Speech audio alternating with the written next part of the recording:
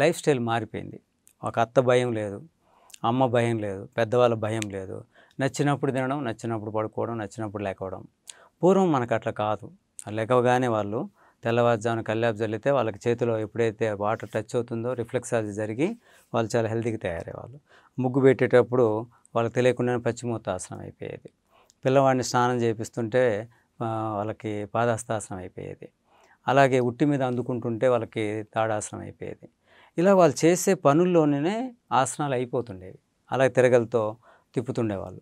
దానివల్ల ఏమైతే పొట్టలు వచ్చేవి కాదు వాళ్ళకి. ఒక్కొక్కరికి 10 మంది, 12 మంది పిల్లలు ఉండేవాళ్ళు. అది తెలియకుండా వాళ్ళకి అది యోగముద్రాసనం, కూర్చొని వజ్రాసనం చేసేవాళ్ళు. ఇలా రకరకాల వాళ్ళ నిత్య జీవితంలోనే వాళ్ళకి వ్యాయామం అనేది ఒక భాగంగా అయిపోయేది అందులో. ప్రత్యేకించి యోగాని ఉదయాన్నే ఒక గంట సేపు చేసేయడం అంటూ ఉండేది కాదు. కానీ ఇప్పుడు లైఫ్ స్టైల్ ఇద్దరు ఉద్యోగాలు చేయడము, ఇద్దరు సంపాదనలో పడిపోవడము, రాత్రింబవళ్ళు పనిచేయడము, యూఎస్ఏ టైమింగ్స్ కోసం అని చెప్పి రాత్రి కూడా వీళ్ళు మేలుకొని పనిచేయడంతో ఆరోగ్యం అనేది గందరగోళం అయిపోతుంది.